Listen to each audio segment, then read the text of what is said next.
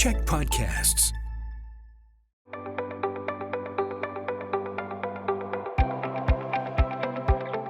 Hi, I'm Bruce Williams. I'm the CEO of the Greater Victoria Chamber of Commerce. This is Chamber Chats, coming to you as always from the podcasting studios at the Czech Media Group, one of our chamber champions. I would like to begin by acknowledging that I live and work in the unceded ancestral territory of the Lekwungen-speaking nations, known to us as the Songhees and the Esquimalt. And Chamber Chats are made possible by the support of Island Savings, a division of First West Credit Union. If you follow news and what's happening in economic circles, you know that probably one of the fastest growing sectors in our economy is Indigenous business. That being the case, though, a lot of people, I don't think, really have insight into what that means, what it is, what it's all about. And in some cases, I'm afraid, might even be afraid to ask. So that's why we're going to have a chat today with Christina Clarke, who is the Executive Director of the Indigenous Prosperity Centre. Hi, Christina. How are you? Hi, Bruce. I'm well, thank you. Also very proud to say that you're the Vice Chair of the Greater Victoria Chamber of Commerce Board of Directors. So thank you for your service there as well. So the IPC, Indigenous Prosperity Centre, is a division of the South Island Prosperity Partnership, which we'll get into in just a minute. But let's assume that you meet somebody for the first time. They say, what do? You say, well, I'm Executive Director at the IPC. And they'll say, what's that? How do you answer? Well, I think the first thing to do is orient it as part of the work of the South Island Prosperity Partnership, because this is an effort by all stakeholders in the economy, including Indigenous people who are members of the South Island Prosperity Partnership. It's our effort to deepen inclusion and prosperity, increase prosperity for Indigenous people in the South Island economy. Point of reference on that, too, I actually was one of the creators of the South Island Prosperity Partnership when it was a committee of our chamber. And then we spun it out to be a standalone, and I was the interim CEO there before I came to the chamber. So Indigenous economic development, the Indigenous economy and the evolution of that, how is it unique? Well, I would start by saying as unique as each community is unique. So from my experience witnessing Indigenous economic development, it there are similarities to community-based economic development, where there is an emphasis on the person and the family, the wellness of them within the community, and taking in a broader interpretation of what prosperity means. It's not just how much money do we make, it's how healthy is our family, how healthy is the land that we live on, how happy are we. So those businesses designed by Indigenous entrepreneurs or created by First Nation governments tend to be more holistic in their approach. They tend to be more sustainable in their outlook, to have a longer planning horizon. It's true that in part of many different Indigenous worldviews is to consider the people that come after. A common saying is 7 generations of the children that come after, so that when we're creating something, we're thinking about them. And so that long planning horizon and the prioritizing people over profits are characteristics of Indigenous business. That's not to say that many Indigenous people are seeking to earn profits, generate prosperity, generate income. Those are motivations for economic development as well. But there certainly are some themes that we see. It's important, I think, to recognize, too, that the Indigenous economy stands apart from the traditional, if I'll call it the colonial economy, because the principles are somewhat different and the practice is different, as you mentioned.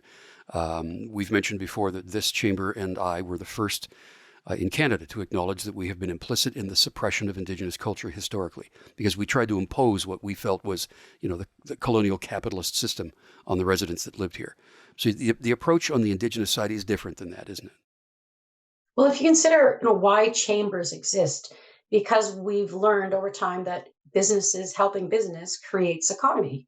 That really economy is the interrelationship of people purchasing from one another, supporting one another's businesses.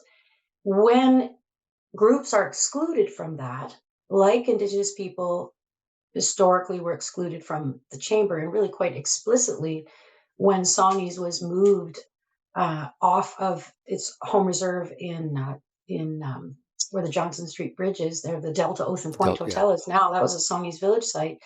The chamber was sort of complicit in encouraging the province to move, thereby kind of excluding, not just kind of, excluding Songhees Nation from participation in the regional economy. So structures created under a colonial system were designed to support some sectors of the economy and not others. So, and as you're talking today, we're trying to, the economy reflects us all. So we're trying to rethink it in new ways. So the exclusion was purposeful. Um, and I think we have to be purposeful about creating more inclusive spaces and be prepared to change the space itself. We talk about inviting people to the table. We need a better table. This is about working together to build a better table, to build a better economy that doesn't destroy the environment and that supports household sustaining jobs so that you can afford to live and work, and that your children don't have to move away because they've been priced out of the community that they're born into. Yeah. So there are many. We shouldn't say an Indigenous worldview as a blanket statement because we are neglecting the uniqueness of each community. But there are definitely some common threads in an Indigenous worldview that prioritizes, well-being in the land over these artificial systems that we've created here with capitalism. So I find it's just an exciting time to rethink capitalism a little bit. What would it look like if it was sustainable and we could live here for? What if we could be self-sustainable on an island? What if we could build that kind of economy? That's really exciting to me. Well, the residents here were self-sufficient until colonization came along. That's that's a fact. And that term you use about a table at the Chamber, we of course have created an Indigenous Economic Reconciliation table. Part of that is to invite Indigenous businesses into the Chamber at no charge because we're a membership-based organization, but we don't charge them to join. How much of that table model is a part of IPC? It I almost don't want to pin it down to a table Hmm. because it's so nebulous. I mean, it's a boat right now, and really, why that is as we're looking for where we can add value, where we can help people. So we're learning as we. So the we I'm talking about is all of us, we, everyone, Indigenous, non-Indigenous.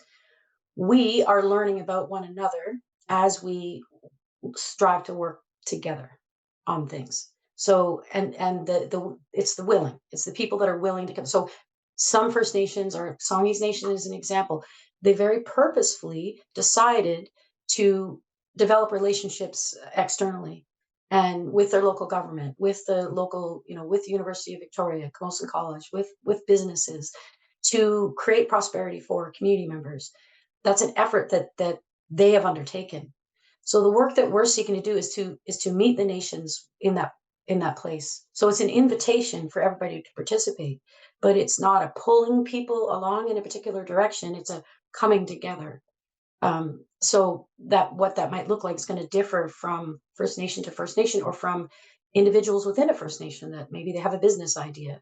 So it might be answering somebody's questions about um, what does it look like to register a business, and just where's the website you find some of that kind of level stuff, to introducing people to other people that might be able to help them, the chamber model, and broadening or increasing the number of connections in the ecosystem is what it looks like. So it's going to take different forms, and sometimes it'll just be we spark the right meeting between the right people, and they create something wonderful together, and we're cheerleaders about it. One of the things that we're trying to do to magnify the value of everything we do is real-time innovation and real-time sharing. So telling the story. The first hire that we did was to hire an Indigenous communication specialist, Taryn Sam, who came on this week. And she's a student at Camosun College studying marketing. And she is a Songhees Nation member. Um, she's helping us with our storytelling, with amplifying the stories that others are telling, and trying to help everyone in the ecosystem understand one another. And there's a lot. I mean, it's contributing to the truth half of truth and reconciliation as much as it is the reconciliation piece. And non-Indigenous businesses are and organizations throughout the region are expressing curiosity and openness. And it's also an awful lot of engagement efforts on First Nations too. They, would need a sort of army of people to respond to all of that. So that can be overwhelming when the nation is focused on their priorities, offering programs and services to their members, their treaty land claims, governance issues, so many things that a First Nation government is involved in. So what we need to do is, so where's the alignment? What are they already working on that somebody else might also be working on? Where's the real time kind of sharing that could happen to bring innovative ideas to others, so that we can hasten our innovation? And we're kind of at a not kind of we're at a crossroads. Our species is at a crossroads as far as how are we relating to the land we live on, and how, what does our economy look like in with respect to that. um and I'm just excited about that wide open space of kind of COVID offered us an opportunity to rethink a lot of things. That we've done things a certain way for a really long time, and when we stopped everything for a little while, we realized we can do things differently, and now we're struggling with what does that mean. And people wanting to work in a hybrid situation and not be in their offices is part of it. Restructures our entire downtown. What does that look like? It's frightening for people, but it's also really exciting because it what it could be, what we can re-envision ourselves as. And we have, with Indigenous people, with newcomers, and with settlers that have been here for generations, together, we can come up with some amazing solutions and be an innovative place in the world. And I see a lot of the qualities of that in where we live. Like, sort of, I do the work I do because I believe in that, and contributing to creating the future that the Canada we should be. Yeah. Yeah. As the work of IPC continues, of course, there's going to be signs of success. And I want to talk about that next. Our guest on Chamber Chats today is Christina Clarke. She's the executive director of the Indigenous Prosperity Centre. So, Christina, as this work continues, you're going to look for signs of success to say, hey, this stuff's working. What will those signs of success be? Yes, and that's going to kind of vary by area of work. For example, some of the work that we're doing is on procurement, working with the federal government, but also other level. The federal government is funding it, but we're also looking at other purchasers and creating a network of purchasers, and then working with First Nations and Indigenous businesses to bring those groups together and figure out how more Indigenous businesses can benefit from procurement. The point here, though, is that I need to be reminded of the question I'm answering. Oh, how do you measure success? How do we measure success? So, with respect to that, the procurement project, what we intend to do is try different things and see what works. And so it is a testing case. So we have 3 years of funding from PSPC where we're going to try different levers and test them, test the different hypotheses, what works, and then build an accelerator project after that. For many of the other projects that we're working on, how we're going to measure success is it's going to be subjective, because it's going to be based on, I would say, one of the indicators is how well a nation feels about the work they're doing, whether they want to increase the scope of a project, start a new project, create a partnership, how responsive they are to collaboration. Those are all indicators. We're looking for incremental growth over time. So our success will also be measured in our strategic plan and our operating plan. As you see, as we build on relationships, as they get deeper and we delve into more areas, and our work becomes more collaborative, and you see additional themes emerge that First Nations are bringing to the table about what they want to focus on. And as that continues, one of the things that's embedded in the IPC's working model is its self-directed economic development. Can you tell me what that means exactly? Well, self-determination is a fundamental tenet of Indigenous rights. So the right to determine what's best for yourself and for your people in the case of an Indigenous government. So Indigenous led means when we approach a First Nation to work with them, we first learn what are their priorities, what are they working on, what industries do they want to be part of, what are they already part of. There's a whole lot of learning and a whole lot of humility. It's not going to a First Nation saying, here's what we can do for you, or here's where the opportunities are. It's a lot of listening and understanding and seeing where there may be opportunities, coming to that place together where there may be opportunities, showing where the opportunities are, and then watching as people choose. for themselves where they want to focus and what they want to be part of or not be part of.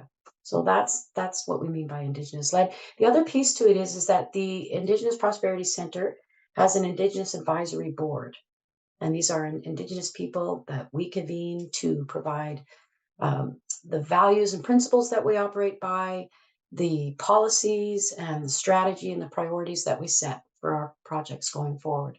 So we started with a working committee and came up with our initial kind of projects. And then as we revisit our next strategic plan, we'll work with that committee. So in that sense, we're also Indigenous led. We saw lots of impacts on all sectors, on all business, everywhere across the world during the pandemic. But I want to talk about how the pandemic itself impacted Indigenous business, and we'll do that next. Christina Clarke is our guest today on Chamber Chats. She is the Executive Director of the Indigenous Prosperity Centre for the South Island. So yeah, Christina, we all saw the impacts of the pandemic on all sectors in all different ways and on our physical health and our mental health. But talk about that in terms of Indigenous business and how the pandemic was a disruptor and what opportunities came along. Yes. So the South Island Prosperity Partnership convened the Rising Economy Task Force with a number, as you're aware, a number of committees, and we came together to speak to people in all sectors, including Indigenous economy. And that work entailed reaching out to leadership, reaching out to individual Indigenous business people, and asking them, "What are you seeing? What do you need? How is this impacting you?" And then weaving in the responses that we got into kind of our reboot plan, our economic recovery plan for the region. And one of the issues that were raised there. So what we heard during that about how the pandemic was impacting people was a lot of the same impacts, but worse. And they were worse because of a number of issues. One of them is intergenerational housing. So the challenge was not wanting to send young people out to frontline jobs because they're coming home to houses with elderly people that are as we know, are at risk for the impacts of the pandemic. So there was a sort of a closing in and a closing down and a looking inward and focusing only on survival, on the priorities of health and well-being, and becoming very isolated again. And for many Indigenous business people that were focused in areas that were very impacted by the economy. So artists were impacted by the lack of the visitor economy, for example. People working in the service industry, a lot of people working front lines were impacted. So the conditions that were already existing that make economic development challenging in an Indigenous setting were exacerbated by COVID. But as you mentioned, that there's a positive side to that too, and the positive side is everybody else seemed to also appreciate suddenly how important it is to take care of the elders in your family, and how you have to think about your core survival and well-being, and what does that mean, and how does that relate to the work that you do, and how does that relate to how you carry yourself in the world, that kind of questioning piece, and the kind of getting down to the basics of taking care of your family. And I'm not a TikToker, but I thought it was very lovely how many families were doing dance routines together. Hmm. I remember dressing up with my sisters and putting on a little show, a little pageant for my parents.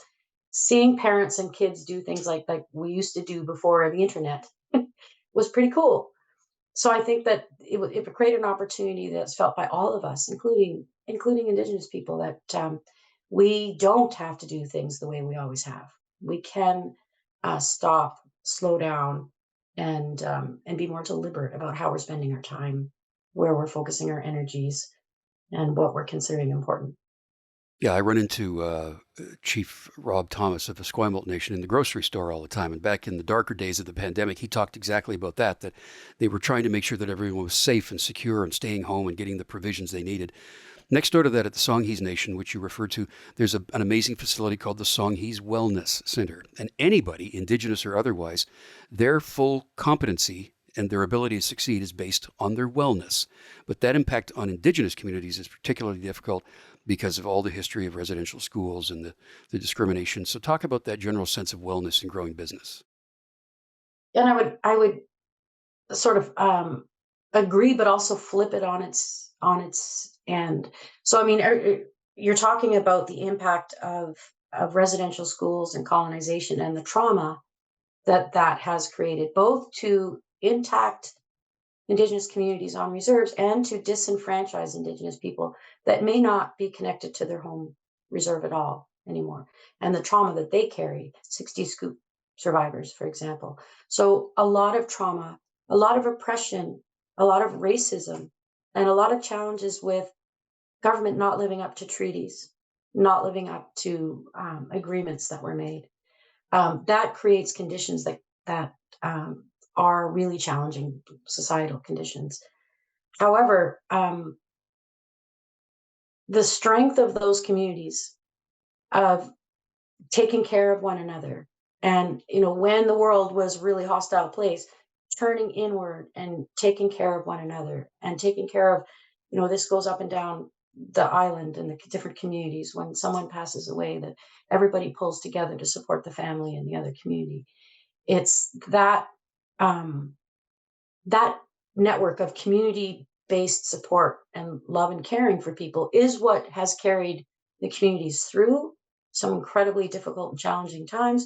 And it's also kind of the secret sauce to recovery, because that recovery is done in the same way, with a lot of love, with a lot of um, standing with one another. And that is also standing with one another through success and through prosperity and through learning and growth and nation building in a recovery sense. So it's kind of a yes, it's the conditions are challenging and difficult, but we also see the power in Indigenous communities with these cultures that so strongly identify the family, and the community itself is a family, and caring for the health and well-being of that family is the most important thing. So, it's kind of the theme of what we're talking about here, is that fundamental Indigenous worldview of caring for one another in community. Yeah. I have to say that the work I did with South Island Prosperity went miles and miles toward my better enrichment of an understanding of Indigenous matters.